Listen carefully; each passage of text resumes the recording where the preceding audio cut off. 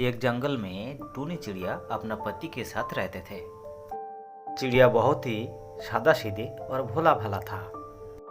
चिड़िया का बड़ा भाई काले कौवा था बड़ा ही चतुर। वो चिड़िया को बुद्धू बनाकर सारा का सारा काम करवा लेते थे।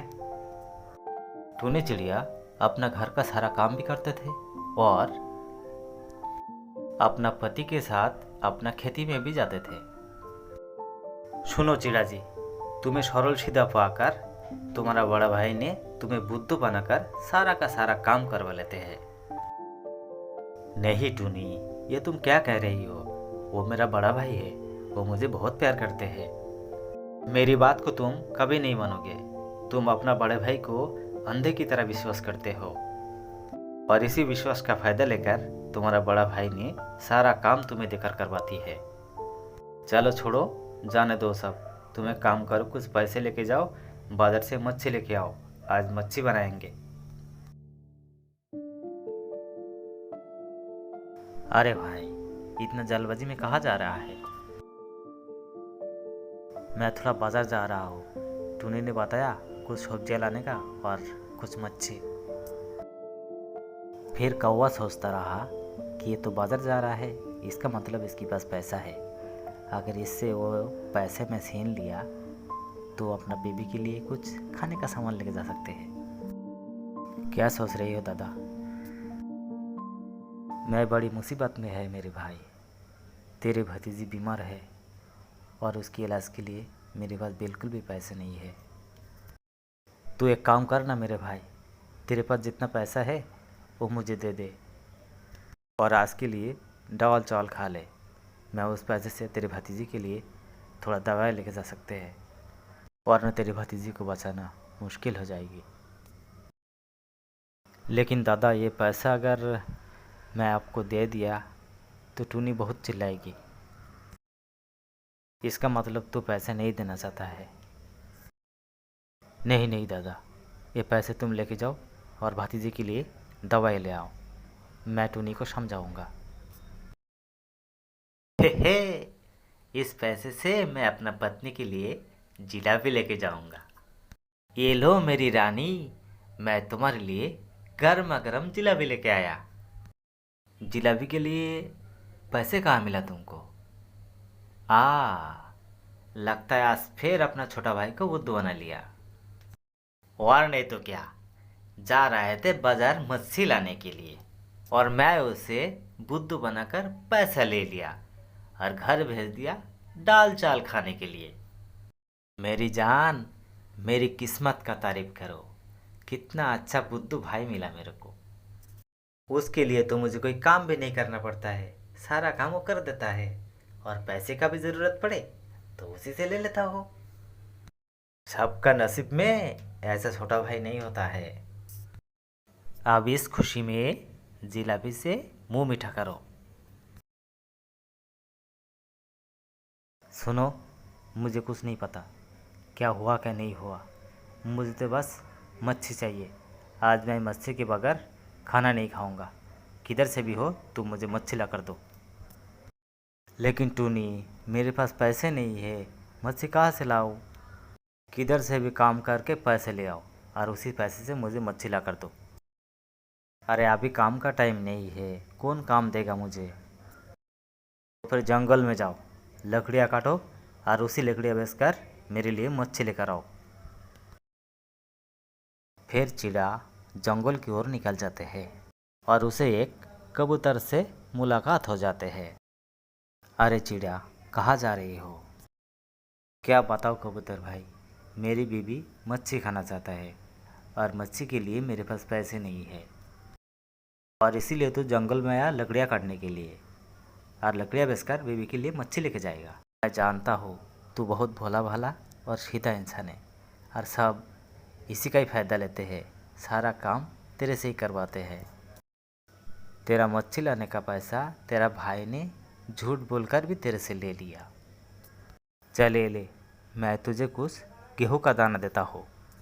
ये जादुई गेहूं है, इसे लेकर ज़मीन में बो दे।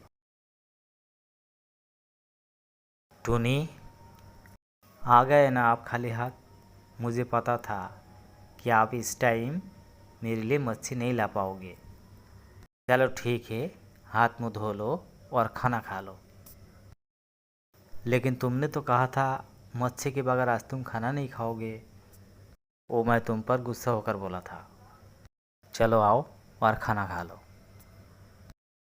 फिर दूसरे दिन दोनों जाकर ज़मीन में गेहूं का दाना बो देते हैं और उसी गेहूं से जो फसल होता है वो बेचकर उन दोनों को बहुत सारा पैसा भी मिलता है और उसी से एक सुंदर घर भी बना लेते हैं। अरे वाह, मेरे भाई तो बहुत अच्छा घर बना लिया।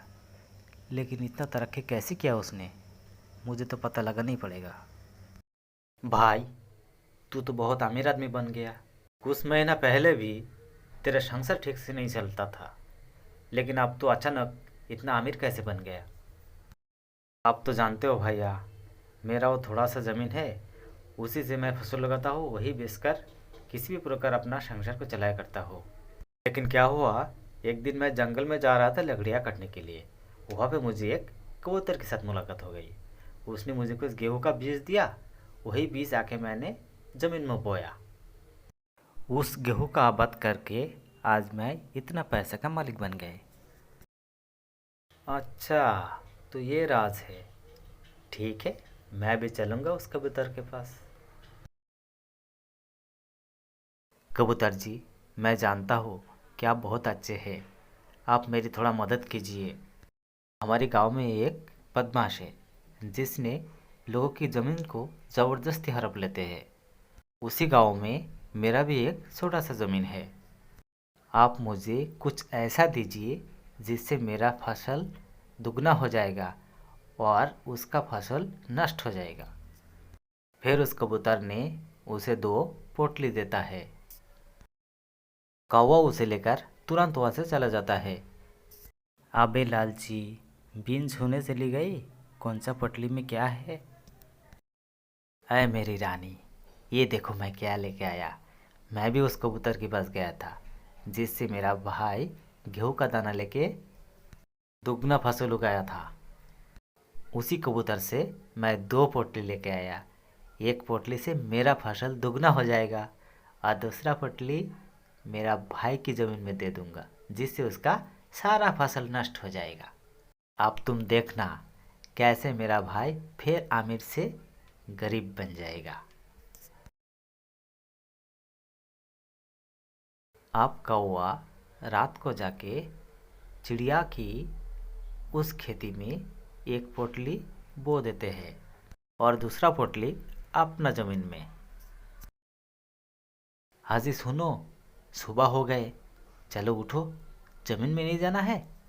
आज तो मुझे बहुत ही खुशी हो रहा है कि अपना ज़मीन का फसल दुगना हो जाएगा और वो तुम्हारा जो भाई उसका फसल तो नष्ट हो गया होगा। चलो चलो जल्दी चलो। हाँ हाँ चलो, आज तो खुश होने का ही दिन है। आज से हम बन जाएगा आमिर और मेरा छोटा भाई गरीब का गरीब ही रह जाएगा। अरे अरे, ये क्या हो गया, अपना ज़मीन का सारा फसल कैसे नष्ट हो गया। तुमने क्या है ये सब, तुमने गलत पटली को अपना ज़मीन में बो दिया, इसलिए अपना सारा फसल नष्ट हो गया। अब जाओ, जाके देखो अपना छोटा भाई की ज़मीन को, लगता है उसका फसल दुगना से 4 गुना हो गया। और उसका ज़मीन देखने से क्या होगा, अपना तो सब बर्बाद हो गया। बुरे कर्म का नतीजा है ये।